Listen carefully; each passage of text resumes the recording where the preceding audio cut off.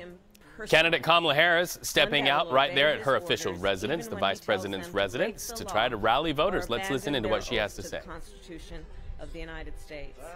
In just the past week, Donald Trump has repeatedly called his fellow Americans. So yesterday we learned that Donald Trump's former chief of staff, John Kelly, a retired four-star general, confirmed that while Donald Trump was president, he said he wanted generals like Adolf Hitler had. Donald Trump said that because he does not want a military that is loyal to the United States Constitution. He wants a military that is loyal to him. He wants a military who will be loyal to him personally, one that will obey his orders even when he tells them to break the law or abandon their oath to the Constitution of the United States. In just the past week, Donald Trump has repeatedly called his fellow Americans the enemy from within, and even said that he would use the United States military to go after American citizens. And let's be clear about who he considers to be the enemy from within. Anyone who refuses to bend a knee or dares to criticize him would qualify, in his mind, as the enemy within, like judges, like journalists, like nonpartisan election officials. It is deeply troubling and incredibly dangerous that Donald Trump would invoke Adolf Hitler, the man who is responsible for the deaths of 6 million Jews and hundreds of thousands of Americans.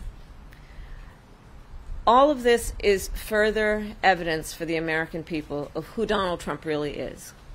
This is a window into who Donald Trump really is, from the people who know him best, from the people who worked with him side by side in the Oval Office and in the Situation Room. And it is clear from John Kelly's words that Donald Trump is someone who, I quote, certainly falls into the general definition of fascists, who in fact vowed to be a dictator on day one and vowed to use the military as his personal militia to carry out his personal and political vendettas. Donald Trump is increasingly unhinged and unstable. And in a second term, people like John Kelly would not be there to be the guardrails against his propensities and his actions. Those who once tried to stop him from pursuing his worst impulses would no longer be there, and no longer be there to rein him in. So the bottom line is this. We know what Donald Trump wants. He wants unchecked power. The question in 13 days will be, what do the American people want? Thank you. All right, the Vice President of the United States, candidate Kamala Harris, coming out to talk about what John Kelly had to say about his former boss, Donald Trump, who would also like the keys to the White House. We have an opportunity to get some reaction. CBS News campaign reporter Nidia Cavazos with Team Harris. Nidia, VP Harris just finished giving those remarks. Is this what we would call an October surprise? It's hard to say if this is going to be the October surprise that we've long been anticipating and talking about, but we know that Harris on the campaign trail has long been referencing comments that former people who have worked with Trump before have said on his behavior, on what it was like to work under a Trump administration. And yesterday's interview with Kelly was even more revealing, and it has weight and significance given that Kelly was close to Trump, was his former chief of staff, and is pretty much calling him fascist, as we read. Kelly did say that Trump meets the definition of fascist, and if given control, would be ruling as a dictator. And so this plays into the message that Harris on the campaign trail and the campaign have been stressing over and over again, making an emphasis on Trump's behavior and raising the flags for American voters. Oh, we also know her running mate, Governor Tim Walz, stepped before the cameras after casting his own ballot in early voting today. What did he have to say about Mr. Kelly's remarks?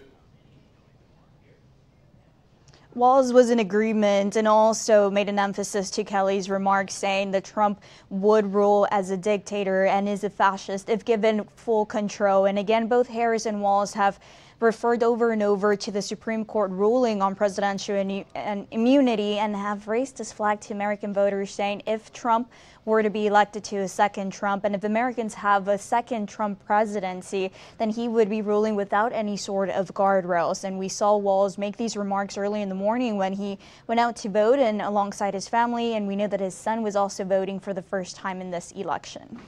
Nidia, thank you for that report. This is certainly going to dominate headlines throughout the day. We appreciate it so much. Meanwhile, former President Donald Trump courting voters in Georgia while all of that news breaks. 16 electoral votes in that state, and Donald Trump wants them badly. So CBS News campaign reporter Libby Cathey joins us now. Libby, we want to talk about Mr. Trump's ground game there in Georgia, but we have to get your feeling about what the Trump campaign has to say about what the vice president had to say about him and John Kelly's words today. Yes, Reed, I'm sure they'll have more reaction now that the vice president has just addressed that. But so far, the Trump campaign is calling John Kelly's accounts debunked, saying that he has, quote, beclowned himself. However, John Kelly, obviously a very credible source, many people say. John Kelly, a decorated Marine, Trump's longest serving chief of staff. And as Nidia just outlined for us, telling the New York Times that Trump fits the definition of a fascist and would govern like a fascist in his second term, would govern like a dictator, John Kelly said. Also telling The Atlantic that he had admirable things to say about Hitler, expressing he wishes that American generals were loyal the way that Nazi German generals were to Hitler. Now, this is not what the Trump campaign wants to be fielding with 2 weeks to go while he's on the ground in battleground Georgia, as you mentioned. But so far, they're just calling this debunked and trying to move on, Reed. All right. I'm sure they would like to move on from this. This is going to dominate headlines. Thank you so much for that.